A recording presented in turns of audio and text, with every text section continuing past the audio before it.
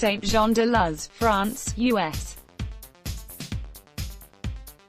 President Donald Trump insists discussions are going well at the G7 summit in Biarritz, France, despite apparent differences with leaders on issues including the trade war with China, how to handle Iran, the threat posed by North Korea and bringing Russia back into the grouping of the world's most advanced democracies.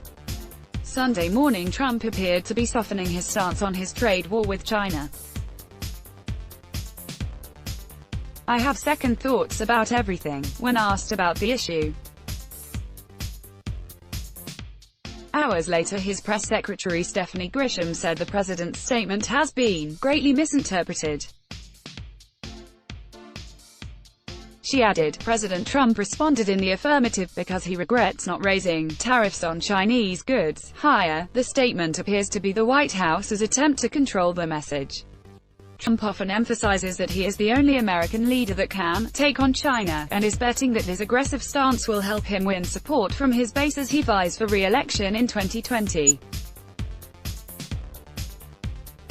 G7 leaders here have expressed concern about the escalation, with summit host French President Emmanuel Macron saying he hopes for leaders to pull back from an all-out war. "I want to convince all our partners that tensions, and trade tensions in particular, are bad for everybody," he said in a speech. Speaking alongside Trump during their working breakfast meeting, British Prime Minister Boris Johnson publicly refuted Trump's statement that other leaders have not pressured him to give up the trade war with China, believed to be causing uncertainty in the global economy and volatility in stock markets. "Just to register the faint, sheep-like note of our view on the trade war, we're in favor of trade peace on the whole, and dialing it down if we can," Johnson said. Johnson is seen as a natural ally to Trump due to similarities in their populist policies and Brexit. Disagreement on Iran. French President Emmanuel Macron and President Donald Trump participate in a G7 working session on the global economy, foreign policy, and security affairs at the G7 summit. At the summit, Macron introduced a plan to defuse rising tensions in the Gulf by partially lifting the U.S. oil embargo on Iran in exchange for Tehran's returning to full compliance to the 2015 deal that restricts its nuclear program. He told LCI television that members had agreed on a joint action on Iran.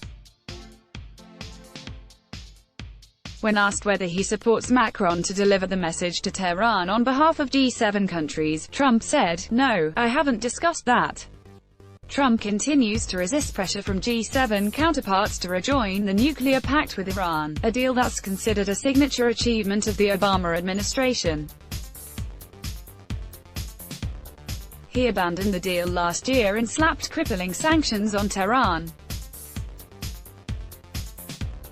Sunday afternoon, Iranian Foreign Minister Mohammad Javad Zarif arrived in Biarritz, the venue of the G7 summit.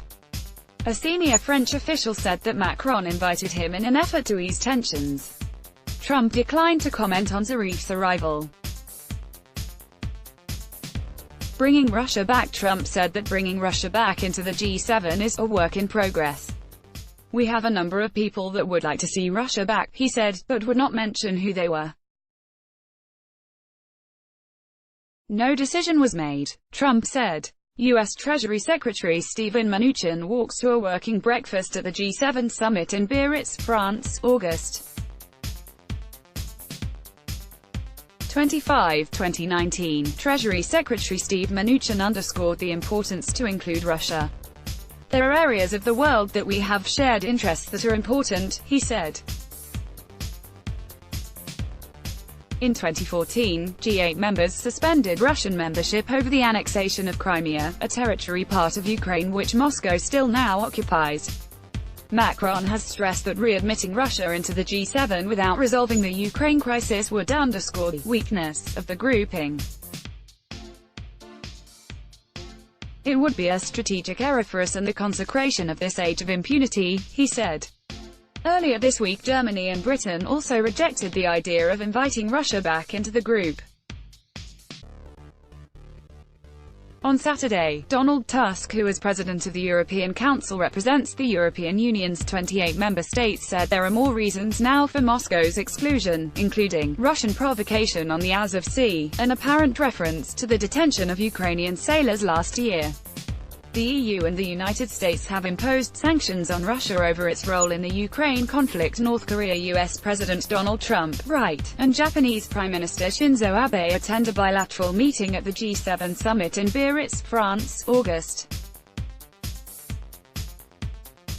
25, 2019. During a bilateral meeting with Trump, Japanese Prime Minister Abe strongly condemned North Korean leader Kim Jong-un's recent missile tests.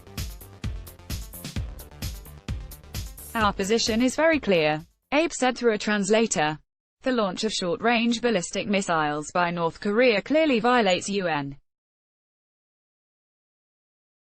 Security Council resolutions. The South Korean military first reported on the two projectiles, suspected to be short-range ballistic missiles, that North Korea launched on Saturday into the Sea of Japan, also known as the East Sea.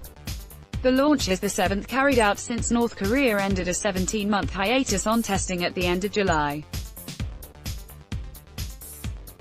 Trump sought to downplay the North Korean nuclear threat. "I can understand how the Prime Minister of Japan feels," Trump said. "It's different.